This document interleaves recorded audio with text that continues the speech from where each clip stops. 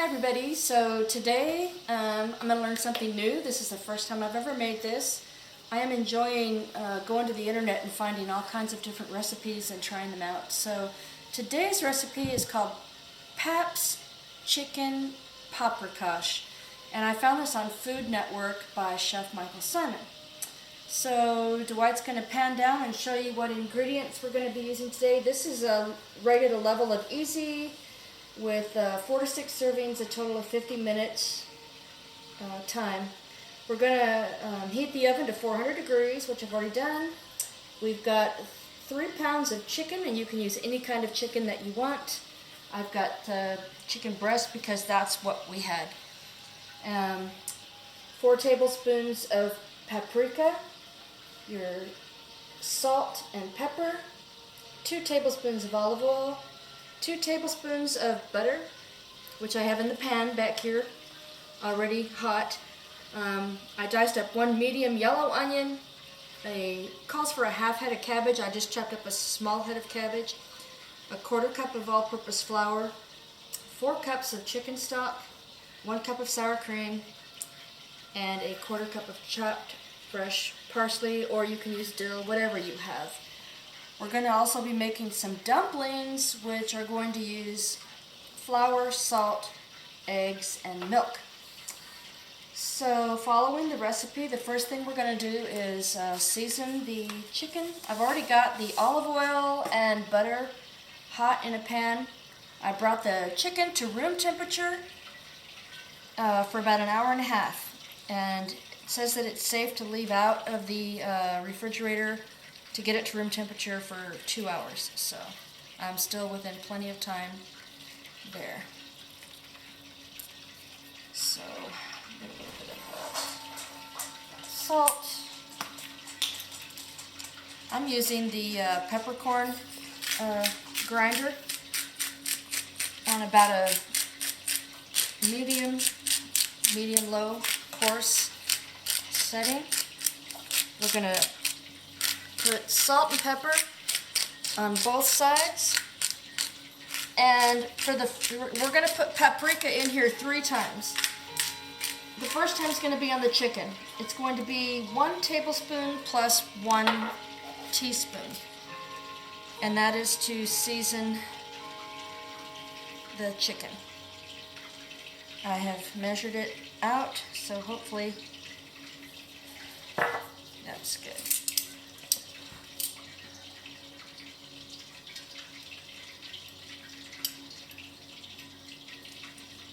I patted the chicken dry on both sides.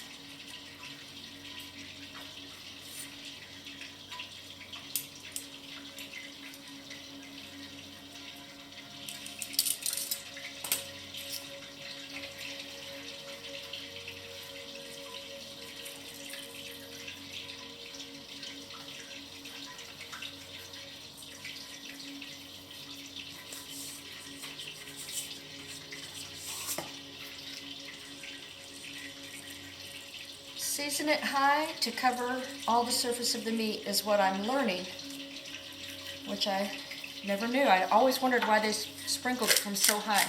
He said it's to make sure you get everything covered.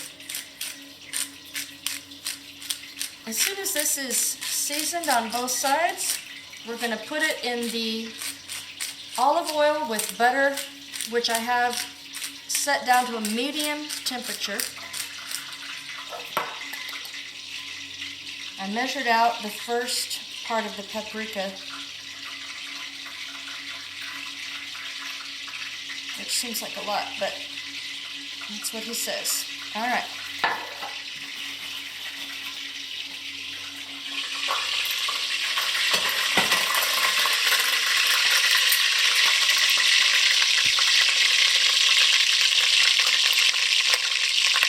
If your chicken has skin, you're going to put it skin side down. These are a little bit big. Hopefully they'll all fit. Okay, perfect fit. Now,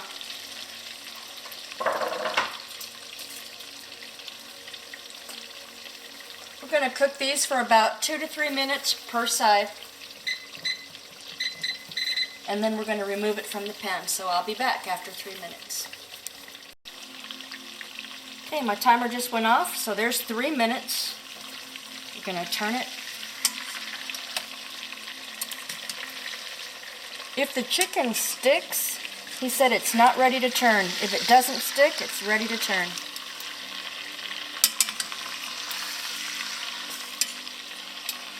And we'll set the timer for 3 minutes on this side. I'll be back.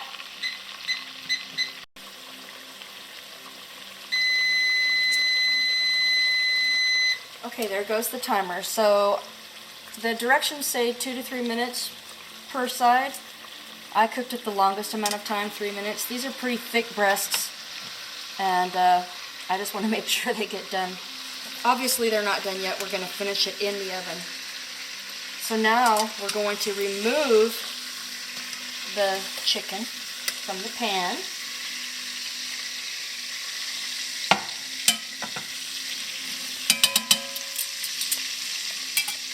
And we're going to add our onions in. You can add as many or as few onions as you like. He said you can add up to 3 or 4 onions. I just did 1 medium-sized onion. We're going to let these cook down for about 2 to 3 minutes, and then we'll add the cabbage.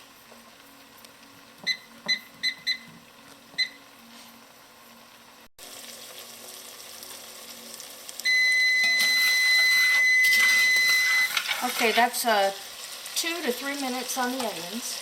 And then we're going to add our cabbage.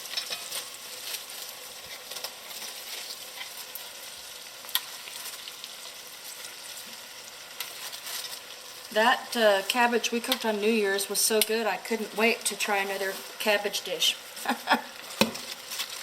So,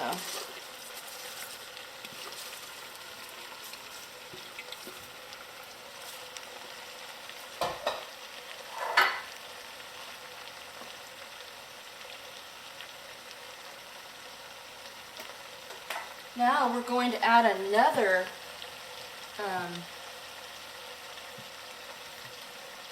2 tablespoons of paprika. Apparently, when you cook it on the chicken, it gives it one level of flavor. When you cook it now with the vegetables, it'll give it a second layer of flavor. We're going to cook this down for about 2 to 3 minutes.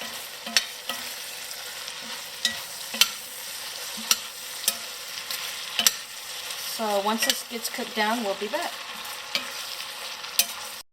Okay, so I've cooked this down for about 4 minutes. And this part I'm a little frightened of. I don't really know how to do roux very well. It doesn't seem like a lot of juice. But the recipe calls for us to add a 1/4 cup of flour. Okay, I think at the beginning of the recipe I called for 1/2 cup of flour, and I think it's supposed to be a 1/4 cup of flour. So sorry about that. Let me just double check. Yes.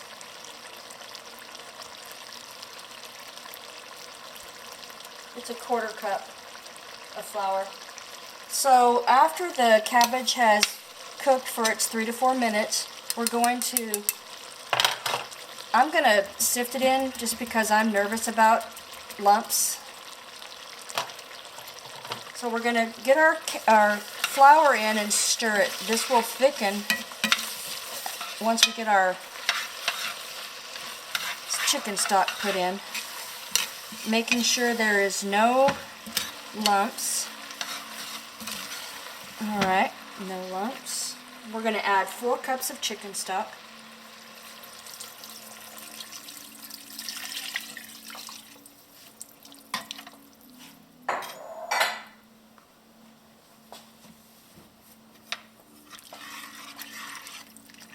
This is still over a medium-high heat.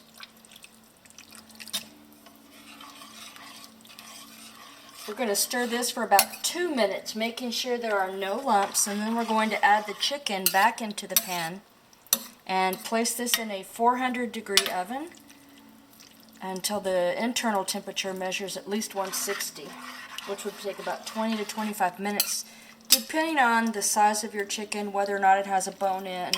I have some really large pieces here, so.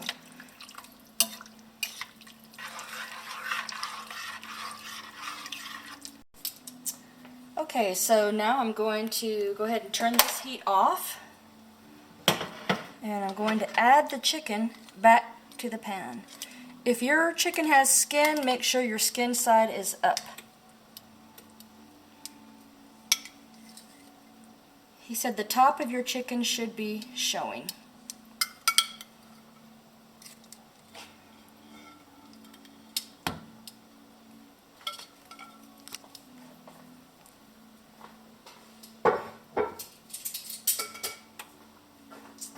And straight into the oven, 400 degrees.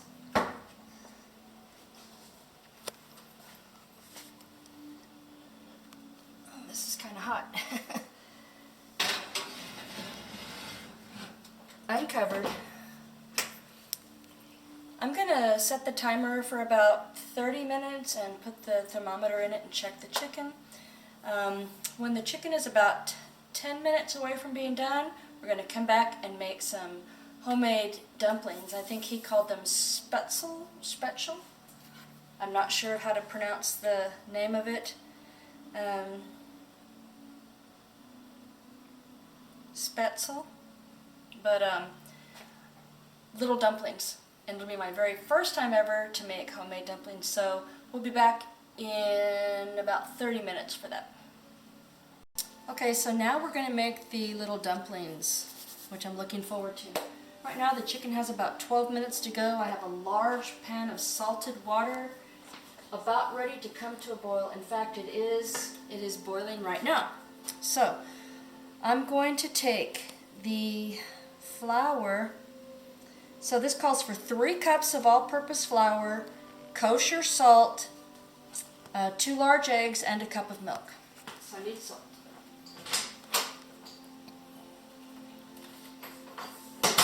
Salt was trying to play hide and seek. There it is. Alright, so we're going to start by sifting the flour.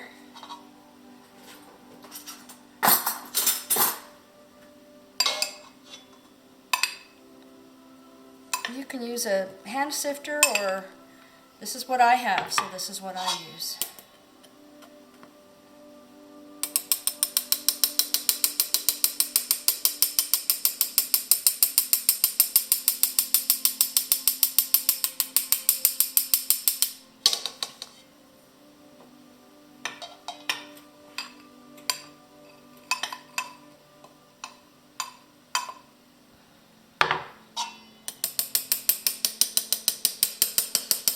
This has reminded me of when I made cookies for Christmas. I'm almost 60 years old. My mother was a great chef. My brother was a great chef. I am just beginning to want to learn how to cook. I've never been a great cook. I can kind of make edible food, but it's never great. That's why I'm trying all these different recipes.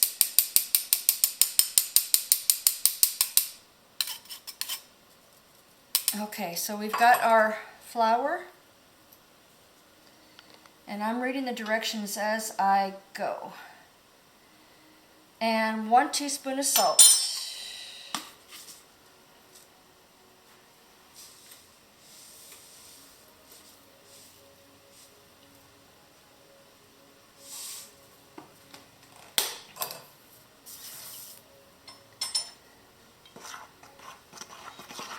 We're going to make a well.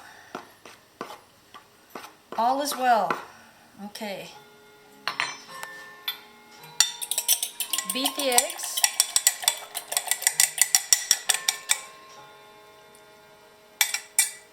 Okay, you guys, I want you to get along well in there.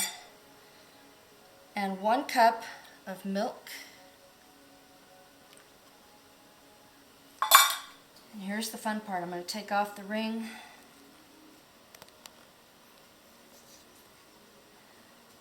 And he said this is going to be a very wet dough. You don't want it to be dry. You want it to stick to your hands. So let's see if that's what happens.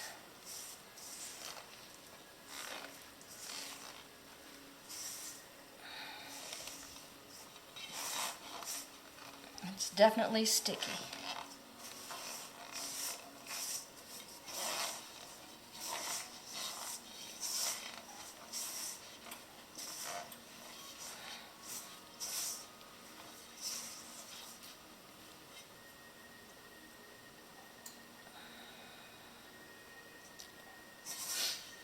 He said if it sticks to your hands, you know you're doing a good job. We just want to pick up all the flour.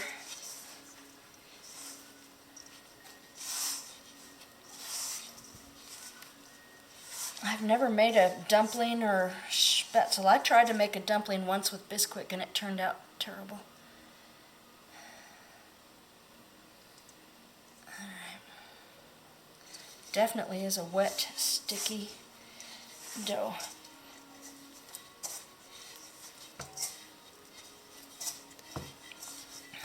He doesn't let it rest or anything, so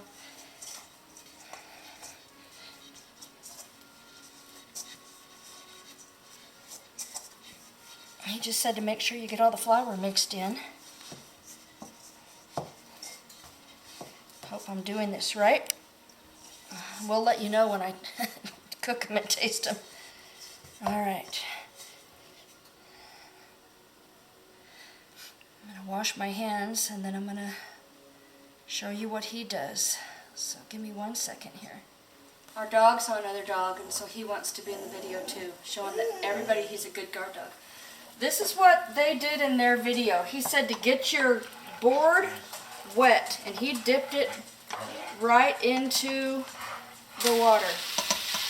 Well, I don't think I meant to do that, but that's okay. Just clean it right up. Now, he also, I don't have a cutter like he did. I'm just going to use a knife. He said dip that into the water. Take off a piece of the dough. I hope this works. And he just cut it and right into the salted water. I don't know if I'm making these too big or too small, but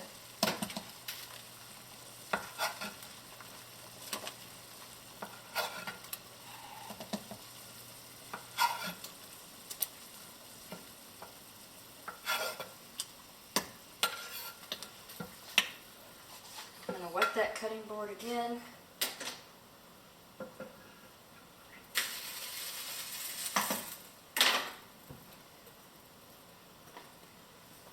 And he just kept going back for the dough. His looked a lot wetter than mine, so I hope mine aren't too dry. Well, we'll find out. And this is how I learned. If it doesn't turn out, I'll try it again next time and I'll maybe add a little bit less of something. So I'm just going to continue this until all the dough is in there and I'll be back.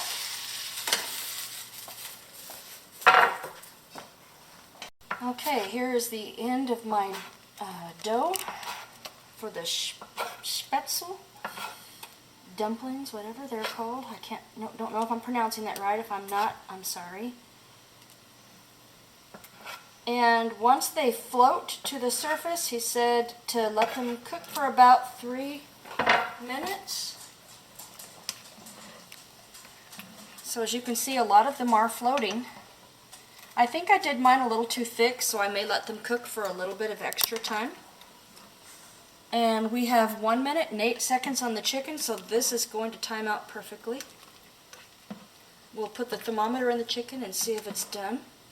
If not, these can, he said you could rinse these in cold water and let them sit aside. But on his video, he took them straight out of the water and put them into the sauce. So here in about 45 seconds, I'm going to check the temperature of the chicken while these continue to cook. If this turns out, I'm going to wait until I taste it, and if this turns out, I'm going to call my mother. She'll flip. Okay, so let's check the internal temperature of that chicken to see if it's at 160. Thermometer's about to go off there. Not the thermometer, the timer.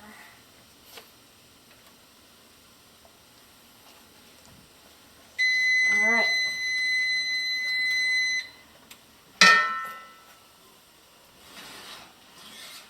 Ooh, hot.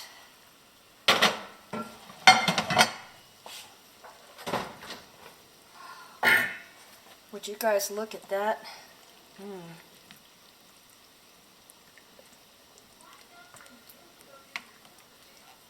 Okay.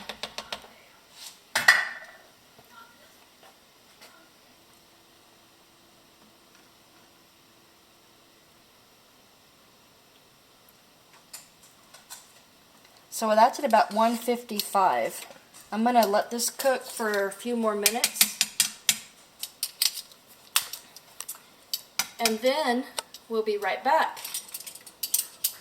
So the chicken is at 155. I want it at least at 160. I'm going to put it back in the oven, put it on for another 5 to 10 minutes, and we'll come back and our dumplings should be done at that time too. Alright, so the timer is about ready to go off. I put the chicken in for 10 more minutes. We still need to check the internal temperature. But until then, I'm just going to take some parsley. I wish it was from my garden. I have grown it in my garden before, but I don't have a garden here yet. It's definitely one of the things I want to get going. Maybe in the spring.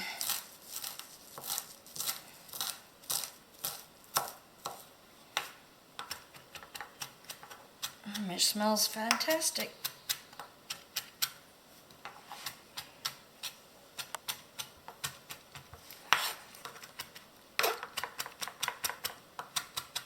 If you don't have parsley, you can use dill or any other fresh herb that you have on hand. Alright, there goes the chicken.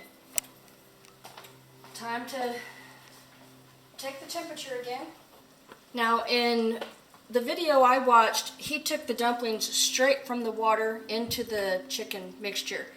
But he said if your chicken isn't done, you can rinse the dumplings in cold water, which I have already done, and set them aside, because I didn't want them to continue cooking in that hot water. Alright. I can't get the thermometer out. Can you? Oh, I got it. I'm going to take the biggest piece of chicken again, which is this piece right here, and it's definitely 165. Okay, that extra 10 minutes is definitely what it needed. Just going to go into this real thick piece here. Yeah, definitely the chicken is done. Okay, here's what he says to do. I need to get a plate.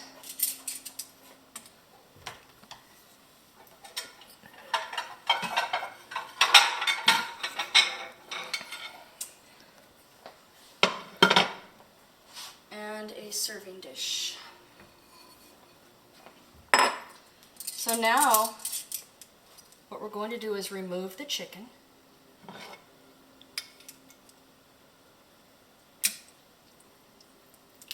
Oh, it's just falling apart. You know, I guess you could just shred it up in there since this is a boneless, skinless. I could just shred it in there. Okay, so here's what we're going to do.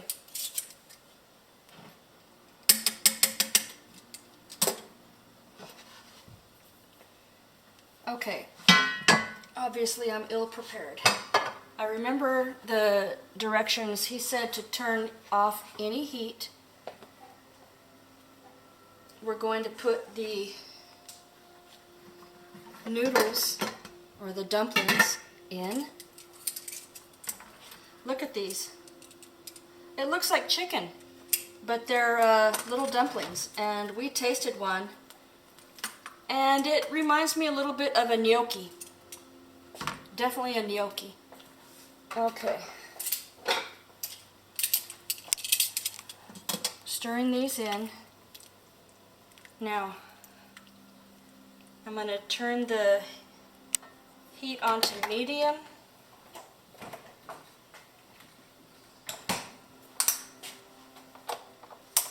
And we're going to add sour cream.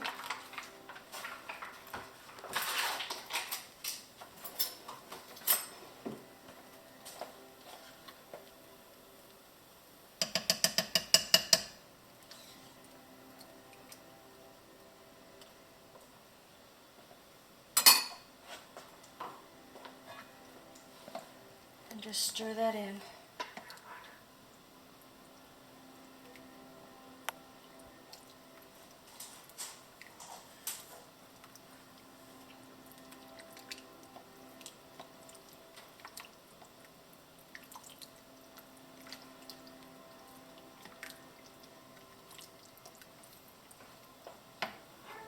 I'm going to have to remind myself how much sour cream. 1 cup of sour cream. I'm going to add a little bit more. So the sour cream and the dumplings and the cabbage and the onions have all melded very nicely together. Would you guys look at those dumplings? Yummy. Get some cabbage, onions, some dumplings. And what I've done was I went ahead and I just took some of the chicken that we cooked and I shred it. Thought it would be easier to eat. A little bit of garnish. And do you want to be the first to taste it, or should I? Oh, I'm game. Looks good. I mean, it smells fantastic. We did taste one of the dumplings when they came out of the water, but now they're soaked in this wonderful sauce. I think just to show you what it looks like, I'm going to take one out and put it on the board to show you. And it cuts like a firm noodle, I guess.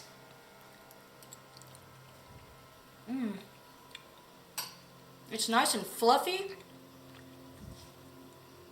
It's not doughy at all. It tastes like a little bit of a gnocchi. And the cabbage.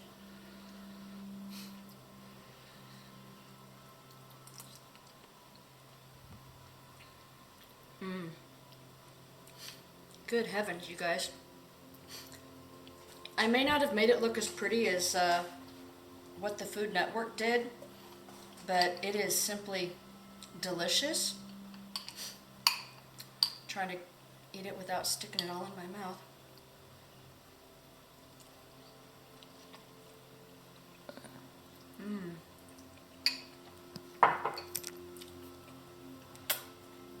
Thank you, Food Network. Thank you, Michael Symon.